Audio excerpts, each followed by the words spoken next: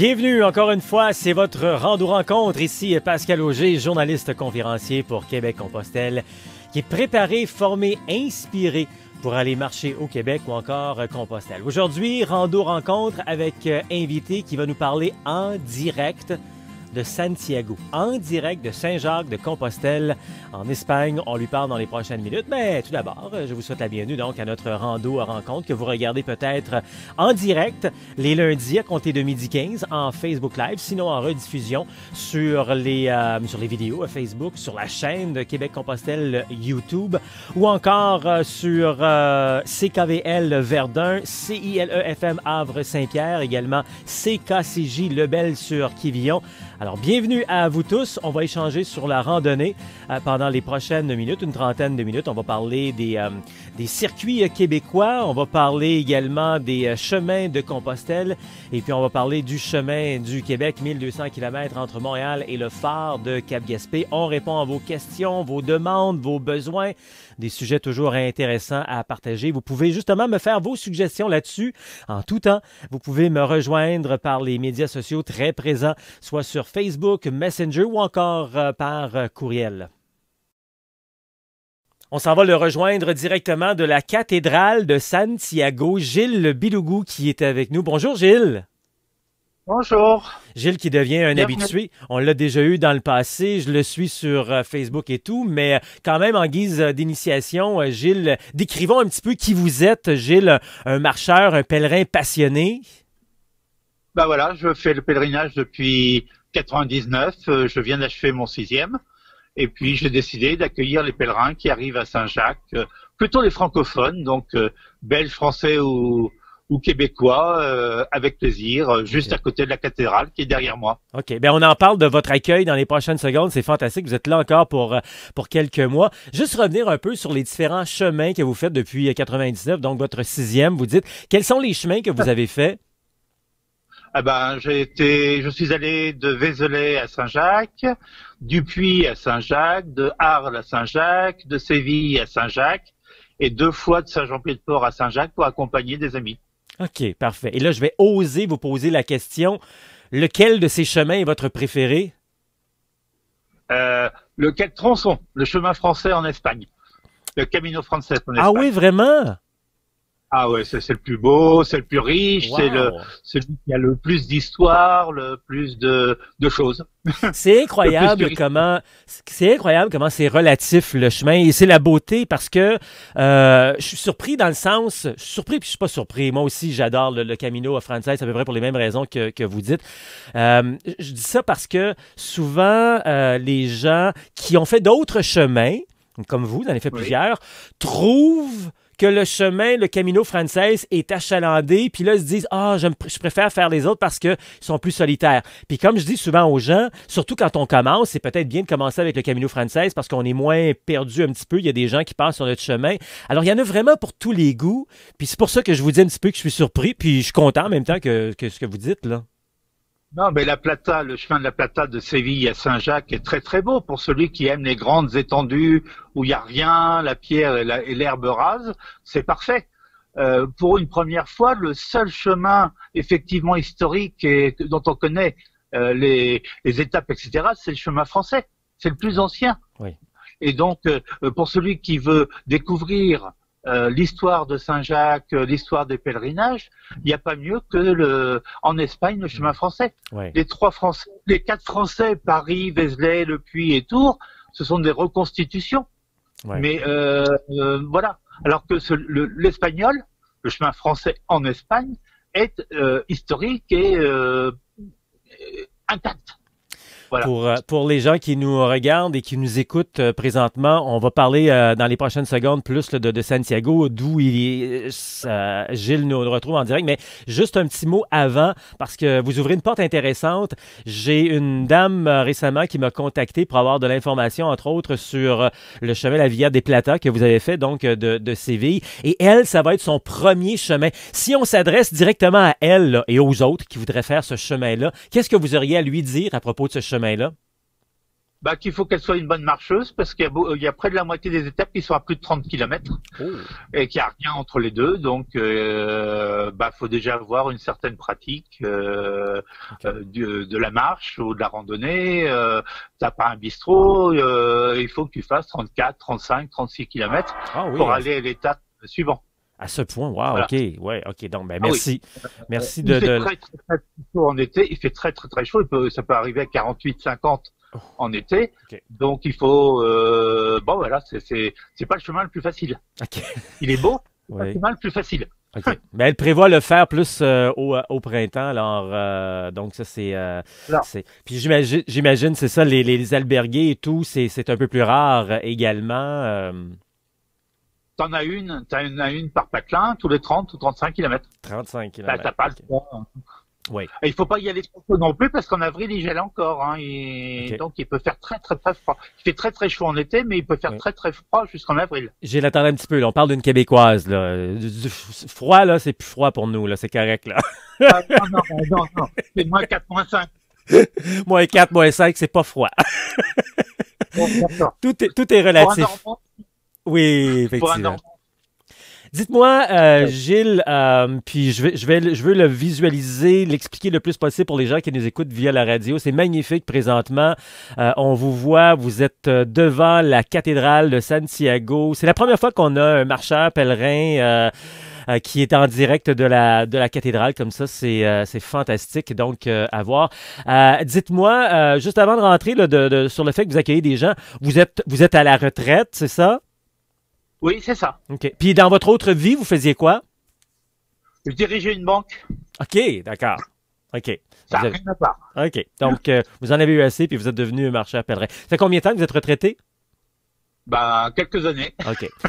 Donc, dans on 5 dit, ans. puis je sais souvent que les gens qui disent, quand je leur dis qu'ils sont retraités, ils n'aiment pas ça parce qu'ils sont encore aussi actifs. Puis la retraite, ça ne veut pas dire qu'on arrête les activités. Vous êtes très actifs sur le Non, chemin. non. Puis ce qui est agréable depuis quelques mois et pour encore quelques mois, jusqu'à la milieu environ de 2019, c'est agréable de vous connaître parce que vous accueillez des gens en français.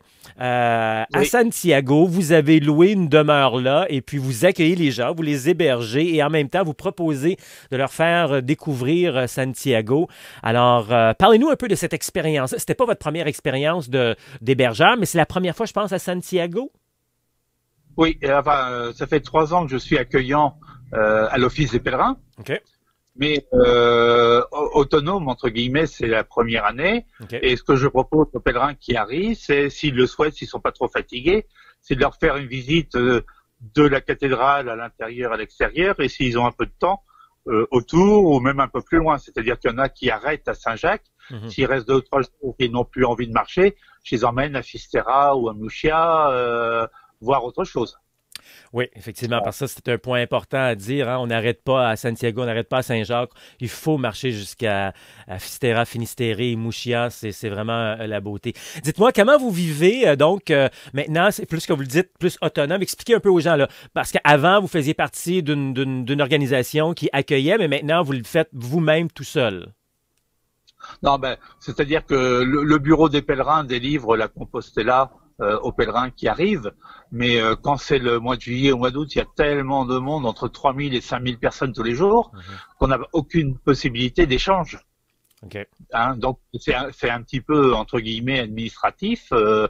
c'est la vérification de la crédentiale, tout ça, mais c'est pas complètement satisfaisant si on veut faire découvrir Saint-Jacques. Donc moi je Ouais. préfère avoir cette activité-là pour des. J'ai eu des Canadiens, des Laurentides il y a pas longtemps. Bah c'était génial quoi. Ouais.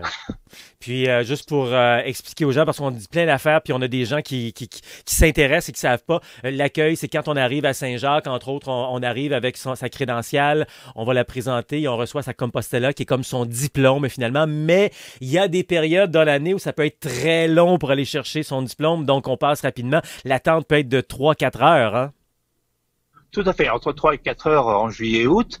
Là, hier, il y a 87 personnes seulement qui sont arrivées. Et ce midi, il y en avait 35, je crois. Donc là, ça va, on a le temps. Ben, écoutez, justement, cette période-ci de l'année, on est en décembre présentement. On voit, j'explique là, les images en arrière, la pelouse verte et tout. Il n'y a pas un flocon de neige chez vous. Il neige jamais à Saint-Jacques? Non, excessivement rarement. OK. De connaissance, dans les dernières années, il a dû neiger 2 jours, quoi. OK. Donc, c'est la température froide de l'hiver à Saint-Jacques, mettons sur le Camino Frances, mais à part les montagnes, comprenons-nous, là, ça peut être quoi, 0 degré? Ah non, le jour, c'est entre 13 et 17. Oh, La nuit, ça peut descendre à -3. Sauf écoutez, les montagnes, hein, sauf les montagnes. Les montagnes, ça peut descendre beaucoup plus bas. Mais oui. ici, à Saint-Jacques, régulièrement, c'est entre 15 et 17 le jour. Quel magnifique température pour aller marcher. Je sais que je dis ça en tant que Québécois, mais régulièrement, quand je fais des conférences et des rencontres, souvent les gens me disent ça. Quand on va marcher ici au Québec, puis il fait ce genre de température au printemps ou à l'automne, qu'ils adorent marcher parce que quand on marche, on s'active, on se réchauffe et tout. Puis très souvent, les gens apprécient ça beaucoup plus que d'aller marcher dans un 20, 25, 30 degrés. Alors pour nous, là, 15, 17 degrés, c'est magnifique. Alors finalement, vous êtes en train de prouver encore une fois que de marcher vers Compostelle, ça se fait 13 mois par année, puis même en hiver, ça peut être très intéressant d'aller marcher dans le coin. Ben justement, on est dans la période hivernale et tout. Vous êtes à Saint-Jacques, donc j'imagine, Gilles, Saint-Jacques, période des fêtes, Noël, il doit y avoir des crèches partout à Saint-Jacques. Bah, dans les églises, oui, chez les particuliers, oui, mais autrefois il y en avait une immense sur la place principale de Saint-Jacques, mais la mairie s'y est opposée et ils ont mis un manège à la place. OK. Et la Expliquez-nous. pelouse verte que vous voyez derrière. OK, c'est ce qu'on voit derrière. Donc, habituellement, ce qu'on voit derrière vous, pour expliquer aux gens qui sont à la radio, il y a la cathédrale, mais il y a également une place verte avec, je pense que c'est des sapins de Noël qui sont là, qui sont comme dans la nature et tout. Oui, ça fait très canadien, ça fait très québécois, finalement. Et donc, ça, habituellement, c'est pas là. C'est une grande place où les gens vont se retrouver à la fin de leur marche.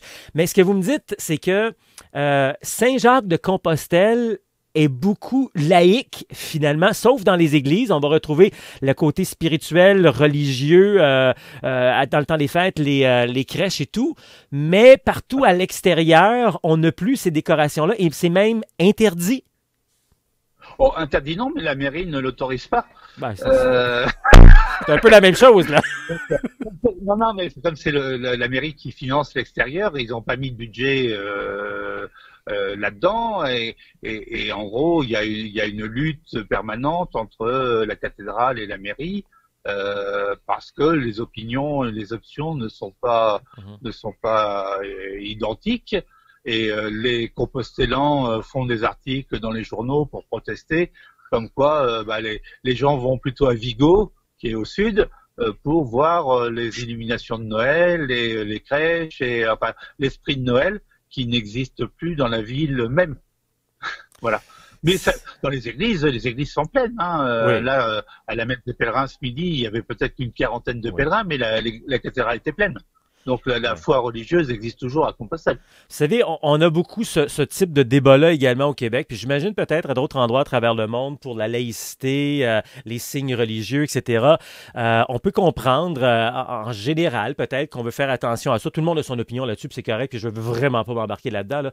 Mais c'est quand même, faut l'avouer, je sais pas comment vous voyez ça, comment vous vivez ça, ou comment les gens alentour voient ça. C'est quand même surprenant pour Saint-Jacques-de-Compostelle de pas avoir cette touche sans nécessairement exploser, mais quand même avoir davantage cette touche de Noël de relier. Bah, c'est sûr, hein, et à la limite, pour l'extérieur, faut mieux aller dans une autre ville que Saint-Jacques. Sauf que il va y avoir des offices superbes. Le 30 décembre, par exemple, c'est la translation de Saint-Jacques qui a toute une cérémonie solennelle tout à fait importante. Pour le 24 décembre, pour le 25 décembre, pour le 6 janvier. Ouais. Il y a des tas de manifestations tout à fait importantes, mais purement organisées par les églises et cathédrales. OK. Quand vous dites manifestation, vous voulez dire célébration? Oui, okay. Tout à fait. Parfait. Pour nous... avec procession des reliques, Ok, ok. avec, enfin, il y a vraiment un grand décorum, enfin OK. une solennité. Ils appellent ça une Ouais, solennité, hein. ouais. Et vous, ce sera votre premier Noël à Saint-Jacques?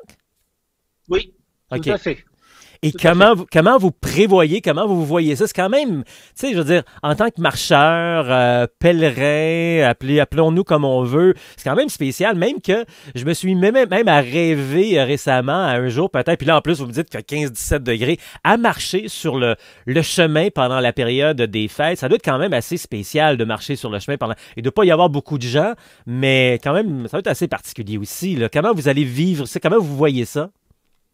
Bah, la semaine prochaine, il y aura beaucoup plus de pèlerins parce que ceux qui sont partis en octobre ou novembre vont arriver et ils ont choisi d'arriver en effet pour Noël. Donc il y aura beaucoup plus de monde. Moi, je n'ai personne. Enfin, si j'ai eu un Français 3 jours la semaine dernière. Là, j'ai 3 Espagnols, mais j'aurai 2 pèlerins français qui vont arriver le 23 ou 24 décembre pour rester et faire les fêtes de Noël ici. Est-ce que Donc il y aura quand même. Oui. Est-ce qu'il y a un petit boom supplémentaire pendant la période des fêtes? On sait que l'hiver, c'est plus tranquille, puis là, on est vraiment en fin de saison. Ou est-ce que on pourrait dire, c'est un peu là que se termine la saison, puis janvier, février, ben, c'est plus tranquille, mars également, puis ça va reprendre après? Non, la saison elle est terminée depuis le mois d'octobre, hein. OK, mais Novembre, décembre et oui, février, c'est des mois très creux, à moins de 100 personnes par jour. oui, oui. On recommencera en gros un peu avant Pâques, quoi. OK, C'est de Pâques à la Toussaint, on va dire, c'est de Pâques à la OK. Toussaint. OK, bon, c'est bien. Mais est-ce qu'à Noël, il y a comme un petit boom supplémentaire ou non, c'est vraiment la fin, il n'y a plus vraiment beaucoup Non, de gens? je vous dis, il y a les gens qui sont partis à l'automne Oui, l'ont fait pour être là à Noël OK, et pour être là, le 30 décembre à la solennité de Saint-Jacques. OK, Parce qu'il y a 3 solennités par an pour Saint-Jacques, le 25 juillet, le 30 décembre et fin mars. OK, OK. Et qu'est-ce que vous avez à l'horaire, vous, pour cette période des fêtes? Est-ce que vous avez prévu aller à certaines célébrations en particulier ou faire des visites? Que vous, Gilles, vous prévoyez? Ah bah, il y a la messe de minuit à la cathédrale avec l'archevêque, Mhm. d'accord.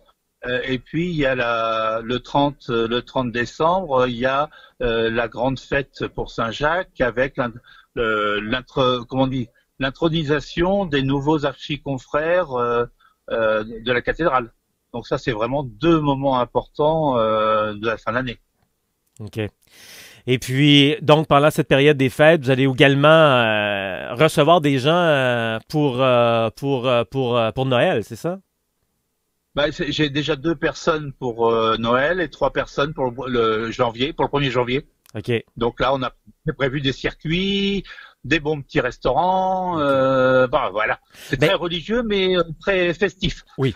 Mais parlons-en en terminant un peu là, du circuit que vous proposez aux gens quand ils viennent sur place. Qu'est-ce que vous leur faites voir? Ça dépend évidemment des goûts et tout ça, mais qu'est-ce que vous leur suggérez, tiens? Bah, ça dépend le temps qu'il reste, hein. S'il reste une demi-journée, Mhm. c'est de la présentation dans la cathédrale et hors de la cathédrale, et on en a quasiment pour l'après-midi. Avec un peu plus de temps, il y a la visite du musée de la pérégrination qui est derrière la cathédrale et le musée de la cathédrale qui est devant.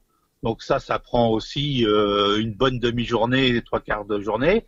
Après, il y a de très très jolies églises à proximité, Bonnaval, Sarre, etc., qui valent la peine d'être vues et que les pèlerins ne voient pas parce qu'en général, ils ne savent pas, ils manquent de temps ou ils sont trop fatigués aussi, hein. Oui, Mais oui. vraiment, il y a des choses superbes à voir et ne rester qu'une demi-journée ou une journée, bon voilà, voilà. Ouais. Vous disiez tout à l'heure qu'il était important d'aller à Fisterra, je suis pas tout à fait d'accord. Il se passe rien à Fisterra, Muschia si on veut, mais Saint-Jacques, il y a tellement de choses à voir que le squeezer comme étant une étape ordinaire, pour moi, ça me paraît pas normal. Ben, c'est intéressant ce que vous dites. C'est un point de vue intéressant. Sincèrement, honnêtement, je suis pas tout à fait d'accord avec Finistère. C'est vrai que il y a pas énormément de choses, peut-être autant que Santiago, mais il y a comme un point intéressant parce que pour certaines personnes, c'est la finalité, c'est le bord de la mer, le phare et tout. Mais bon, on pourra en débattre dans un autre moment. Mais je voulais revenir donc à Santiago. C'est agréable quand même d'avoir quelqu'un comme vous qui êtes sur place et il faut pouvoir nous aider, nous guider en français en plus, si jamais on va aller faire un tour et visiter Santiago. Parce que comme vous dites, des fois peut-être on arrive à Santiago, on fait juste passer en coup de vent et puis on passe à côté de certaines choses intéressantes à visiter. En terminant, Gilles, qu'est-ce qu'on a oublié de dire que vous aimeriez mentionner sur toute cette aventure, fête, Noël, Santiago, vous... Faut venir, c'est génial, c'est très beau. Là, on est très tranquille parce qu'il n'y a pas de foule, en effet. Donc, on se promène comme on veut, on va dans la cathédrale comme on veut. Il n'y a pas de queue, il n'y a pas d'attente. C'est vraiment un des meilleurs moments pour le faire. Sauf qu'il faut bien se protéger en montagne, quoi. Oui, c'est la seule chose. Oui. D'ailleurs, vous qui êtes un habitué de Santiago maintenant, est-ce que vous avez des contacts pour quand vous faites une visite à la cathédrale derrière vous, qu'on puisse voir l'encensoir? Parce qu'on sait que maintenant, on le voit presque plus, hein? Ah non, ça, vous me dites, je peux vous le montrer. Et fonctionnant et à plat, enfin arrêtez, il n'y a pas de problème. Oui, c'est ça. Parce qu'on le fait pas, on le fait pas nécessairement à toutes les messes, on le fait pas nécessairement chaque jour maintenant, hein? Non, aujourd'hui, il y en avait un. Ah oui, OK. Avec toute la entrée de la cathédrale, c'était absolument superbe. OK. Mais c'est une famille qui le finançait pour les 100 ans du grand-père. Oui, c'est ça. C'est beaucoup financé maintenant, effectivement. Donc, même Compostelle fonctionne avec un certain financement parce que les choses coûtent de l'argent aussi, hein. Je veux dire, à un moment donné, faut le voir. Il faut financer 8 personnes qui vont tirer sur l'encensoir et ils sont rémunérés à temps plein. Et voilà, même s'ils ont d'autres fonctions dans la cathédrale, il faut quand même les rémunérer. Ça coûte de l'argent et la cathédrale n'a pas forcément complètement les moyens. Et là, incroyable, on se laisse sur cette note controversante. Il y a des oreilles de pèlerins qui viennent de... Voyons donc, ça n'a pas de bon sens, on paye pour voir un encensoir. Encore une fois, un autre sujet qu'on pourrait rentrer dedans. Gilles, quel plaisir. Oui. C'est gratuit, hein. Il y a des jours où c'est gratuit, hein. Oui, non, c'est sûr. Mais bon. Gilles, c'était vraiment un plaisir. Merci encore de votre temps, de votre générosité, de nous montrer ces images fantastiques de la cathédrale présentement. Encore une fois, je le mentionne pour les gens qui nous écoutent via la radio et de savoir qu'il y a quelqu'un comme vous. Les informations sont en bas de l'écran pour les gens qui veulent. D'ici les prochains mois, vous êtes là jusqu'au mois d'août, c'est ça? Donnez mes coordonnées, éventuellement, même pour un renseignement, je leur donnerai, quoi. Excellent. Sur le chemin ou sur l'arrivée. Vous êtes magnifique personnalité, un beau contact à avoir à Saint-Jacques. Je vous dis merci beaucoup, puis joyeuses fêtes! Ah, joyeuses fêtes à vous aussi. Au revoir. Eh bien, maintenant, c'est le temps de vous parler des différentes activités, rencontres, randonnées, formations, ateliers. Mais juste avant ça, avant de vous livrer toutes ces informations qu'on donne un peu partout à travers le Québec, même à travers le monde avec Internet, allons-y avec vos questions, vos pensées, vos besoins. Ce qui m'a inspiré, entre autres, cette semaine, à vous parler de 3 choses bien importantes avant de partir pour aller marcher. Surtout à Compostelle. C'est vrai que là, je vais surtout parler de Compostelle. Ça s'applique un petit peu moins pour le Québec. Entre autres, il faut avoir son guide pour aller faire sa rando. Il y en a plusieurs qui existent. Personnellement, j'aime beaucoup le Miam Miam de dos. Le Miam Miam de dos n'existe pas pour tous les chemins de Compostelle, mais pour plusieurs des chemins de Compostelle. Donc, ça nous prend un guide comme celui-ci. Il y a aussi le Rotaire, quelques autres également. Mais le Miam Miam de dos et le Rotaire sont parmi les meilleurs. Sinon, des gens qui vont, comme la Via des Plata récemment, on m'a demandé de commander un livre pour la Via des Plata, quelqu'un qui avait de la difficulté à le trouver. Donc, un autre guide pour un chemin qui est beaucoup moins achalandé, mais très intéressant également. Avant de partir pour Compostelle également, ça prend son crédential. C'est un passeport dans lequel on va mettre des étampes à l'intérieur. Donc, en quelque sorte, ça va nous donner accès, le crédential. Comme je disais, c'est le passeport. Et puis, à la fin, c'est agréable parce que ça vous donne un beau souvenir avec plein d'étampes à l'intérieur. Et puis, ça vous permet donc d'avoir, comme je le disais, accès aux hébergements très abordables. Et troisième chose très importante également, avant de partir pour pour faire son voyage à Compostelle, bien, c'est totalement d'avoir une préparation. Hein? On veut être bien préparé avant de partir pour son voyage, avant d'aller magasiner. Puis on fait une préparation, une formation, séance d'information. C'est exactement ce qu'on fait chez Québec-Compostelle. On vous donne la chance d'avoir toute l'information. C'est enfin un endroit où on a tout rassemblé, l'information, pour pouvoir vraiment bien vous préparer pour les faire. Parce que, je dois vous l'avouer, même moi et bien des gens avant, hein, on courait à gauche puis à droite pour avoir de l'information. Certaines conférences qui étaient données des fois par certaines personnalités publiques que vous connaissez déjà, ou encore on fouillait sur Internet, les médias sociaux, etc. Mais souvent, il y a de l'information qui vient et c'est contradictoire. Alors, on a regroupé tout ça avec l'expérience de Compostelle et ça me permet donc de vous rencontrer pour vous offrir justement ces informations-là un peu partout à travers le Québec. Donc, il y a des conférences qui se donnent un peu partout à travers le Québec. D'ailleurs, il y a un petit mouvement qui est en train de se faire présentement pour qu'on aille faire une conférence au Lac-Saint-Jean, tant mieux.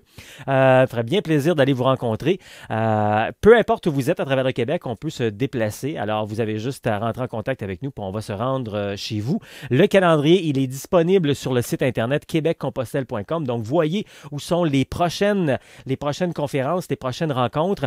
Et puis, donc, on peut faire ces conférences chez vous. Ou encore, il y a aussi ce qu'on appelle les week-ends de formation rando. Ça, c'est en personne. Ça se passe la première fin de semaine complète de chaque mois. À partir de avril, on va reprendre le tout, qui est presque complet déjà à avril. Donc, il y en a qui sont déjà bien excités à partir, donc, avril, mai, juin, juillet, jusqu'au mois de décembre. C'est un week-end complet. Le samedi, on passe tout ce qui s'appelle théorique, technique, pour vous livrer l'information sur les chemins au Québec, sur les chemins de Compostelle, le chemin du Québec également.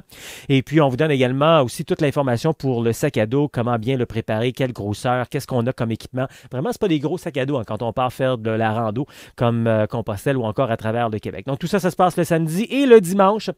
On met en application tout ce qu'on a appris le samedi. On va faire une randonnée de 15 à 25 km. On apprend, c'est drôle à dire, mais on apprend à marcher avec des bâtons de marche également, marcher avec son sac à dos, l'adapter, l'ajuster, etc. Puis, on fait du réseautage avec d'autres gens qui ont exactement la même passion de vous. Ça crée des liens, ça crée des amitiés. Puis qui sait, des fois, c'est peut-être avec ces gens-là que vous allez aller marcher. Alors, ça s'appelle les week-ends de formation rando. Donc, ça se passe en personne. Et puis, autre truc également en personne, ça s'appelle les réseautages, magasinages. On va avec vous en magasin sur la rive sud de Montréal. Vous aider à faire les bons choix. C'est pas évident, de gros magasins, de centres de plein air. Et puis, des fois, ben les gens nous connaissent moins la randonnée puis nous dirigent plus vers le camping sauvage. Puis, on achète des choses qu'on n'a vraiment pas besoin. Alors, voilà des trucs qu'on fait en personne. Sinon, en ligne. Bien, tout ce que je viens de vous mentionner là, dans le fond, les ateliers de préparation et les ateliers de formation technique, ça existe en ligne également. Donc, peu importe où vous êtes à travers le Québec ou à travers le monde, dans notre francophonie, bien, vous pouvez suivre le tout. Donc, allez faire un tour sur le site internet québeccompostelle.com. Vous allez voir le calendrier au grand complet de ce qui se passe comme activité dans les prochaines semaines, dans les prochains mois. Vraiment, c'est le centre névralgique, si on veut, la plateforme parfaite pour retrouver ces informations. Et puis, vous vous abonnez, puis ça nous fera plaisir de bien vous informer, bien vous préparer. Préparer à réaliser votre rêve de marcher au Québec ou encore Compostelle. Donc, trouvez votre atelier, trouvez votre chemin. Tout ça est disponible en allant faire un tour sur le site internet québeccompostelle.com. N'oubliez pas qu'on est aussi sur Facebook. Abonnez-vous, vous allez voir plein d'informations régulièrement. J'anime régulièrement d'ailleurs des capsules de quelques minutes à peine pour vous donner des idées aussi. Un peu ce que je fais présentement, mais résumé en quelques minutes. Puis plein d'autres informations qu'on partage avec la communauté. On est aussi sur Instagram, un média réseau social qui est en pleine expansion, surtout photos, vidéos, que vous pourrez voir de beaux paysages également. Et puis, on est avec notre chaîne YouTube aussi, donc, pour nous suivre et avoir plein d'autres informations, des entrevues, des entretiens avec des gens qui sont passionnés là-dessus. Alors, allez faire un tour. Tout se passe sur le site Internet Québec-Compostelle. Ça marche.